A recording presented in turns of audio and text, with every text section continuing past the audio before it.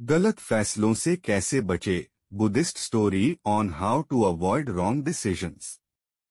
दोस्तों, वास्तविकता देखी जाए तो हम भी भीड़ का एक हिस्सा बन चुके हैं। हम भी इस भीड़ में अपने आप को भूल चुके हैं। हम भी इस भीड़ के कहे अनुसार उनके इशारों पर नाचते रहते हैं। एक कठपुतली की तरह यह भीड़ जैसा कहती है, हम वैसा करते चले जाते हैं। ऐसे केवल कुछ ही लोग होंगे जो वास्तविक तौर पर अपना जीवन स्वयं जी रहे हैं, और वह लोगों को जीवन की सही राह भी दिखाते हैं, लोगों को जीना भी सिखाते हैं। आइए इसे एक कहानी के माध्यम से समझते हैं कि आधी अधूरी जिंदगी जीकर हमें कोई लाभ नहीं।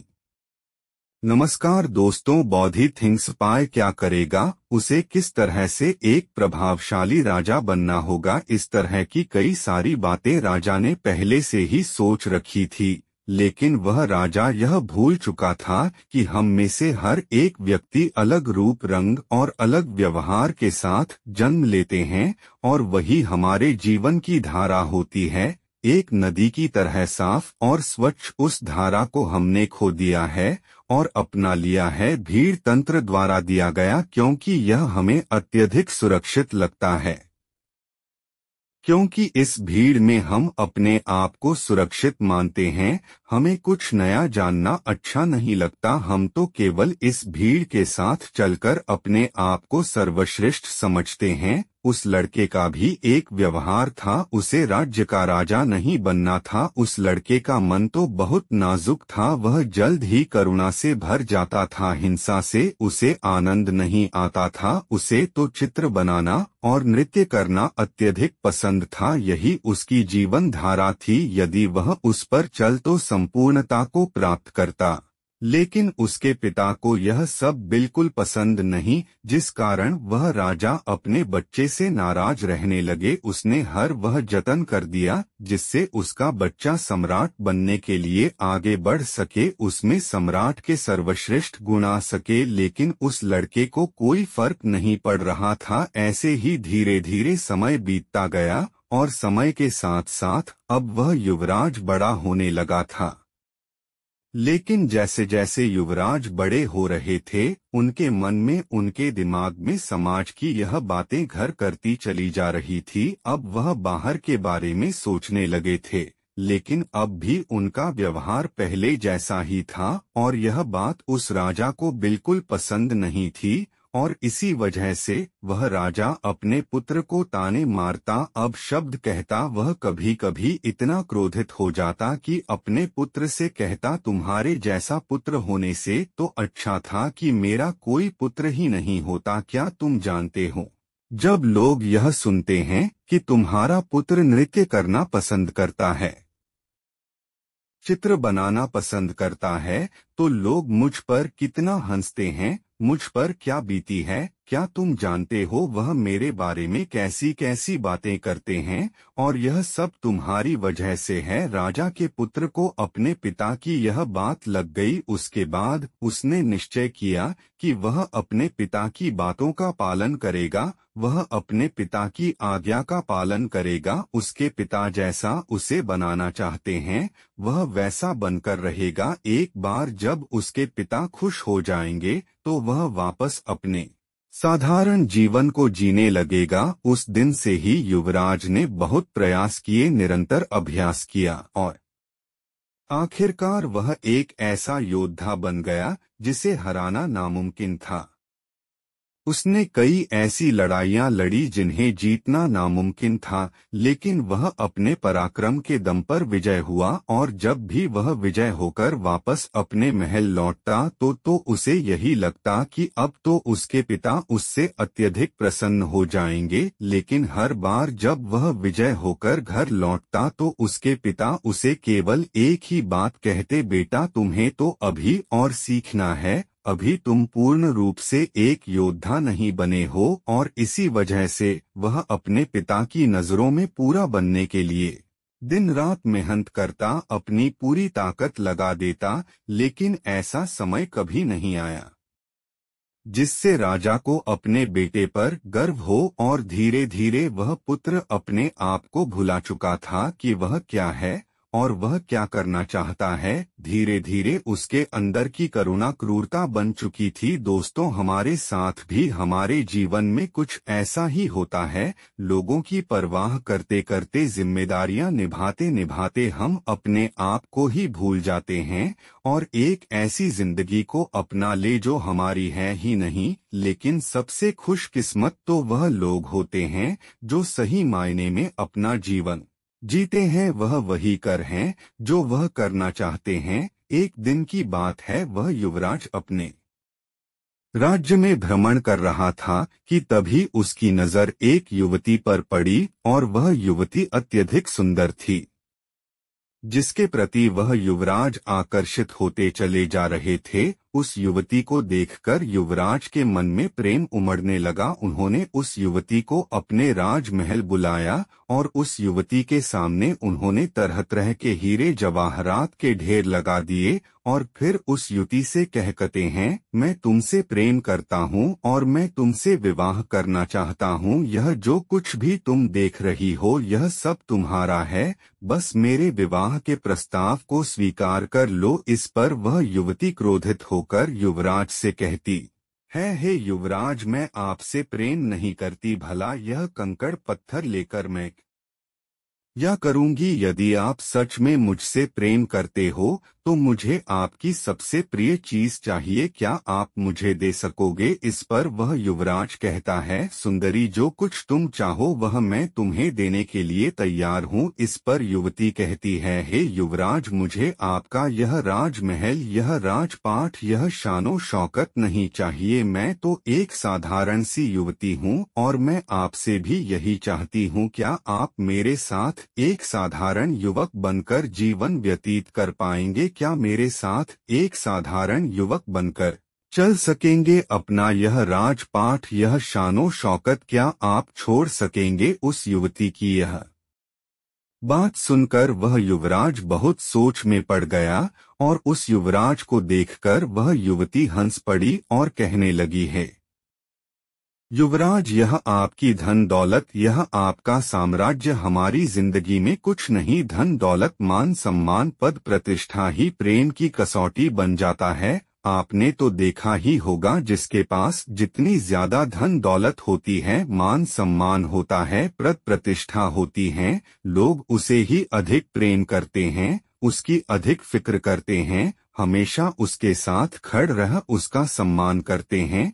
लेकिन यह सब सच नहीं होता। वास्तविक तौर पर तो वे लोग उस धन दौलत के अधीन होते हैं, उस धन दौलत का सम्मान कर रहे होते हैं, उस राजपाट का, उस पद प्रतिष्ठा का, उस मान सम्मान का आदर कर रहे होते हैं। वे लोग उसकी वाहवाह कर रहे होते हैं, उसी की प्रशंसा कर रहे होते हैं, जो कि एक दिखावा है, जो कि एक झूठ है। और इन सभी झूठों के पीछे हम अपना पूरा जीवन यूं ही व्यतीत कर देते हैं। हम सब इनके पीछे भागते रहते हैं, फिर चाहे वह कोई गरीब हो या फिर कोई अमीर, लेकिन आखिरी सांस तक ना तो कोई गरीब से प्रेम करना चाहता है और ना ही उसकी कोई फिक्र करता है। लेकिन यदि आप किसी को धन दौलत, मान सम्मान, पद प्रतिष्ठा दिखाएंगे तो वह अवश्य ही आपकी झूठी तारीफ करेगा और वह आपका झूठा सम्मान भी करने के लिए तैयार रहेगा। वह आपसे केवल इसलिए जुड़ा रहेगा क्योंकि उसे वे सारी चीजें पसंद हैं, ना कि आप। उस युवती की यह सारी बातें सुनकर युवराज एक बार फिर से कुछ देर के लिए सोच विचार करने लगते हैं और कुछ देर बाद वह उस युवती से कहते हैं, मैं तुम्हारे साथ चलने के लिए तैयार हूँ। जैसा तुम चाहती हो, मैं एक साधारण जीवन जीने के लिए तैयार हूँ। बस मैं अपने माता पिता को इसकी सूचना देना चाहता हूँ, अपने माता पिता से आज्ञा लेना चाहता हूँ। जैसे ही सम्राट को यह पता चला कि युवराज यह राज्य छोड़कर जा रहे हैं और वह भी एक साधारण सी लड़की के लिए। उसने तुरंत ही अपने सैनिकों को आदेश दिया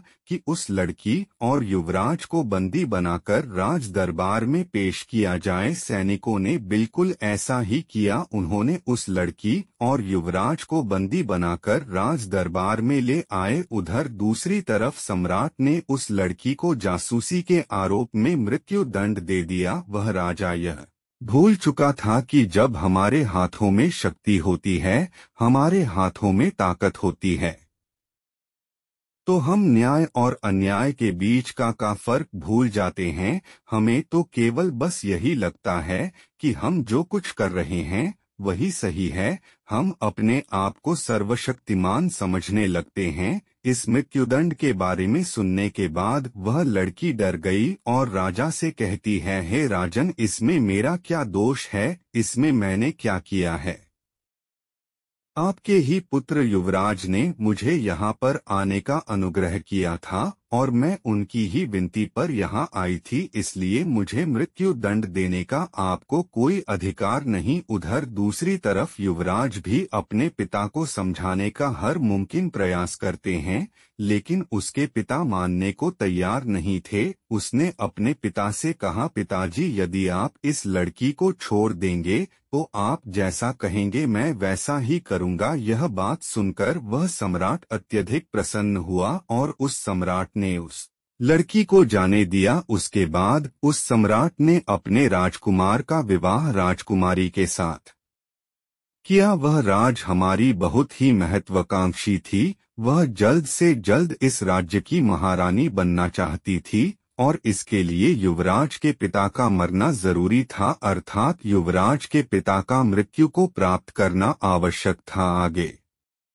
वह राजकुमारी युवराज से कहती है कि अब आपके पिता बूढ़े हो चुके हैं, अब आपको ही इस राज्य भार को संभालना चाहिए। अब वह इतने बूढ़े हो चुके हैं कि उनसे यह राजपाठ नहीं संभलता, वह उसे ठीक से नहीं चला पा रहे हैं और वह अब उसके काबिल भी नहीं है।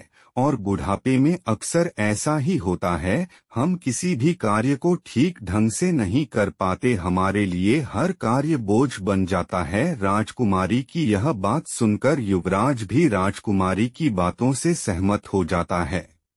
युवराज को तो यह पता ही नहीं था कि मन ही मन वह अपने पिता से नाराज है और मन ही मन वह अपने पिता के खिलाफ क्रोध को पाल रहा है। वह तुरंत ही अपने पिता के पास गया। उसने राजा से कहा, पिताजी, अब आप बूढ़े हो चुके हो और आपको अब आराम करना चाहिए। आप मुझे सम्राट घोषित कर दो, अब से मैं इस राज्य भार को संभालूं। इस पर वह सम्राट युवराज से कहता है, बेटा, तुम अभी इस काबिल नहीं हुए हो कि मैं तुम्हें यह पूरा राज्य भार सौंप दूं। तुम जिस दिन इसके काबिल हो जाओगे मैं तुम्हें स्वयं ही इस राज्य का सम्राट घोषित कर दूंगा। ऐसे ही काफी समय बीत चुका था। धीरे धीरे उस राज्य में सब कुछ बदलता जा रहा था और इधर राजकुमार मन ही मन अपने पिता के खिलाफ षड्यंत्र कर रहा था। उसके मन में जो क्रोध पल रहा था वह अब एक चिंगारी से आग का रूप ले चुका था। वह मन ही मन अपने पिता का दुश्मन बन चुका था। इधर राजकुमारी ने राजकुमार के पिता को रास्ते से हटाने का एक उपाय बनाया। उस समय पड़ोसी राज्य ने इस राज्य पर आक्रमण किया था और इसी युद्ध के दौरान वह राजकुमारी चाहती थी कि सम्राट मृत्यु को प्राप्त हो जाए। इस युद्ध के दौरान राजकुमारी ने कुछ ऐसा उपाय किया था कि जब सम्राट अकेले पड़ जाए तब पीछे से उस पर वार किया जाए। दूसरे ही दिन पड़ोसी राजा ने आक्रमण कर दिया। राजा बहादुर से दूषण से लड़ रहा था, लेकिन युद्ध के दौरान ठीक इसका उल्टा हो गया।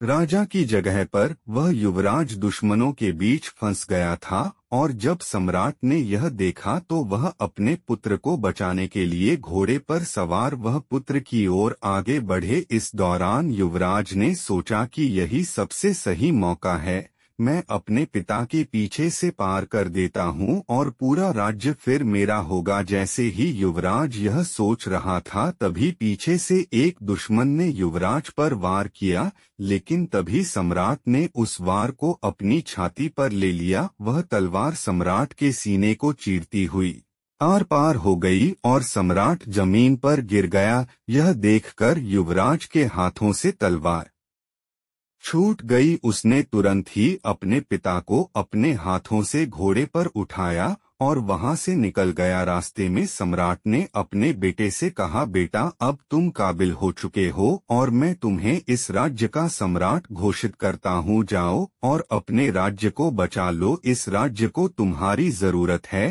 तुम जैसे वीर योद्धा पर मुझे गर्व है।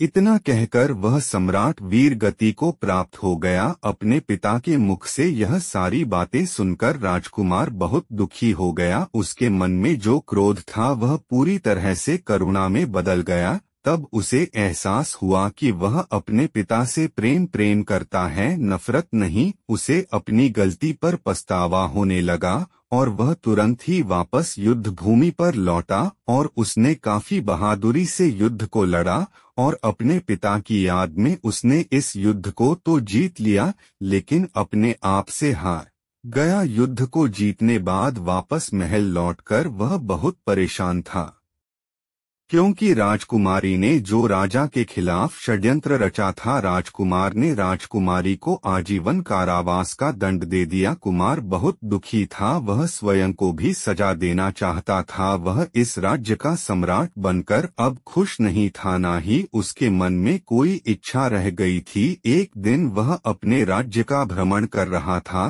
कि तभी रास्ते में उसने एक व्यक्ति को देखा जो रास्ते में नाच रहा था, गा रहा था और उसने एक चोगा पहन रखा था। यह देखकर युवराज उस व्यक्ति के पास गया और उस व्यक्ति से कहने लगा, आप कौन है और नाच क्यों रहे हो? इस पर वह व्यक्ति कहता है, मैं कौन हूँ यही तो मैं जानना चाहता हूँ। मुझे नहीं पता कि मैं कौन हूँ। क्या मैं तुम्हें जानता हूँ? तुम कौन हो? इस पर वह युवराज कहता है, मैं इस राज्य का सम्राट हूँ। इस पर वह व्यक्ति कहता है, मुझे भी ऐसा ही लगता था कि मैं इस राज्य का सम्राट हूँ, लेकिन बाद में पता चला कि मुझसे बड़ा भिखारी तो और कोई नहीं है। इस पर युवराज कहता है, आप समझ नहीं रहे, मैं वास्तविक तौर पर इस राज्य का सम्राट ही हूँ। इस पर वह व्यक्ति कहता है, हाँ, मैं जानता हूँ कि इस राज्य के सम्राट तुम हो, लेकिन कभी इस राज्य का सम्राट मैं भी था और मैंने ही अपने हाथों तुम्हारे पिता को यह राज्य सौंपा था और तुम्हारे पिता मेरे सेनापति हुआ करते थे। और तुम्हें और तुम्हारे पिता को यह तक नहीं पता होगा कि जिस लड़की के लिए तुमने अपना घर बाहर छोड़ना चाहा था, जिस लड़की को तुम्हारे पिता ने मृत्यु दंड देना चाहा था, वह पुत्री मेरी ही है। यह सुन वह युवराज उस व्यक्ति के चरणों में गिर पड़ा और कहने लगा, मैंने अपने पिता से आपके बारे में बहुत कुछ सुना है।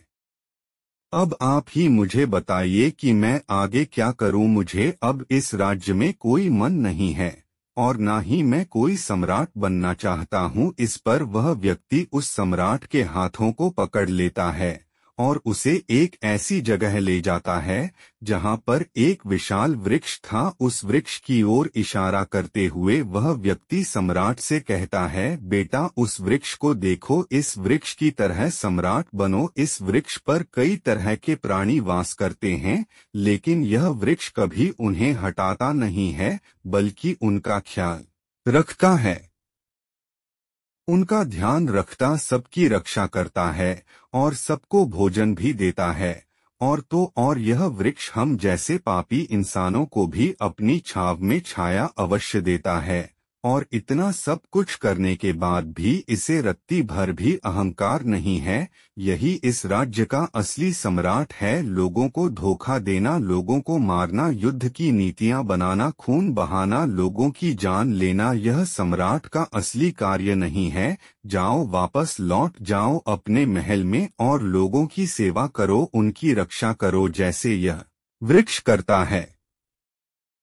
तब तुम सही मायने में एक असली सम्राट बन पाओगे। केवल लोगों को दिखाने के लिए नहीं, अपने आप को पहचानो, अपनी खुशी को पहचानो, जिसमें तुम्हें खुशी मिलती है वह कार्य करो। हम सब तो भटक चुके हैं और इस काल्पनिक दुनिया में यूं ही भटकते चले जा रहे हैं, जहां हर कोई हर किसी को बांधना चाहता है, अपने कब्जे में रखना चाहता है, अपने नीचे रखना चाहता है। जब तुम ध्यान से अपने आप को देखोगे, अपने आप को समझोगे, तब तुम्हें यह एहसास होगा कि हमारे विचार हमारे हैं ही नहीं, हमारी सोच हमारी है ही नहीं। हम जिस धर्म में जन्म लेते हैं हम तो उस धर्म के बन जाते हैं। दोस्तों, हमारे जीवन में भी कुछ ऐसा ही होता है। हमारे आसपास ऐसे बहुत से लोग होते हैं जो हमें हमेशा कुछ अच्छी तो कुछ कड़वी बातें कहते ही रहते हैं और उनकी हर बात हमें आईना सा दिखा जाती है।